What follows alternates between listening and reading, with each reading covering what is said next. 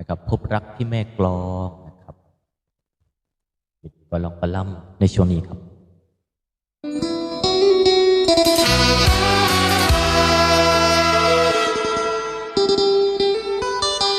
สวัสดีแม่เจ้ยครับสบายดีผู้บ่าวผู้เขียวบรรยากาศดีแท้รู้นะครับบรรยากาศดีไรครับแม่ครับ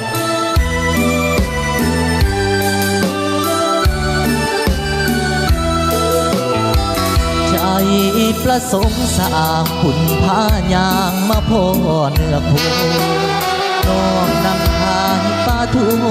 แก้มปูลูกสาวเมืองแม่กลอง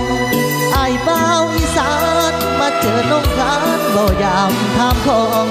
อยากยับแผ่นดินมาเฮียงบ้านน้องสาวเมืองแม่กลองสะพายอีสาน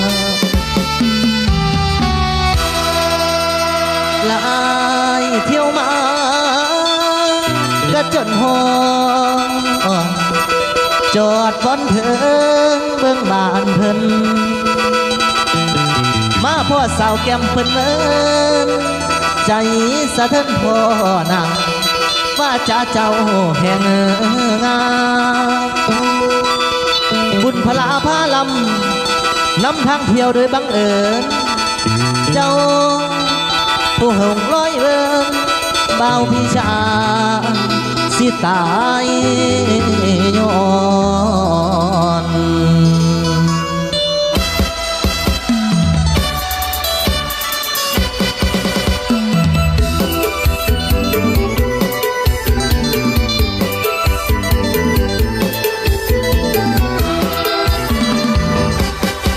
สำเนียงแววอ่านน้ำตาลย้อนนั่งรถมาไกลจากถิ่นอีสานท่องเที่ยวละเลี้ยวให้ใจเบิกบานคุณพบสมภารผ่านให้มาแม่กลองมาเจอแม่น้องพูดจาเดินลงเธอ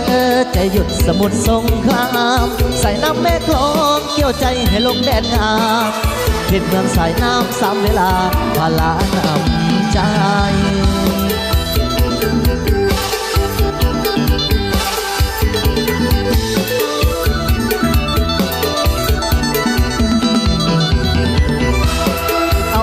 บัดนี้พี่อยากพูดเกี่ยวแบบลำไทยพี่อยากพูดเกี่ยวแบบลำไทยลำสับมาอีสันไทยปนกันใจไอสันแล้วมันเตือนย้อนนางตาต่างหลังเลี้ยงลังพาเดินพูดไทยแล้วก็คืนย่ามองอีโน่แต่เสาเขาจ้องมองตาพระยางขยังอยู่ข้างน้ำเที่ยวเราไปสองขวะหลวงพ่อบ้านแหลมขอมาเก็บซ่อนใจน้ำบานขอเป็นบ้านมาห้องสวนน้ำพ่อลูกที่หักกระดอหลานเจ้าพ่อเอ้ยน้องเอ๋ยหัวใจอายนี่อยู่เป็นมุงคือจังหาภัยนับมือแห่งคิดไปหลายจนท้อหัวใจแนวบ้านอยู่ไกลหน้าเขากับหน้าเกลือยับใสหน้าเขากับหน้าเกลือยับใสให้สมดังใจของอายแน่ทอ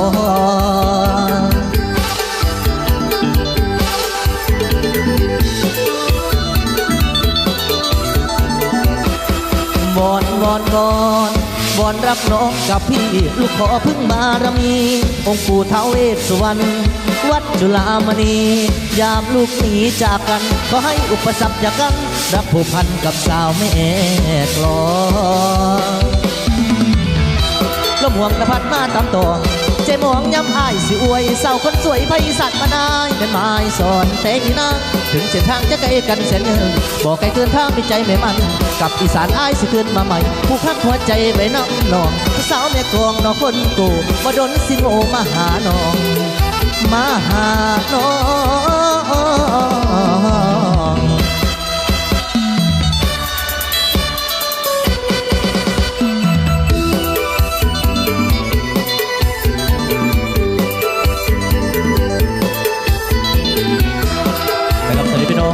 69 ท่านครับขอมาทักทายกันครับ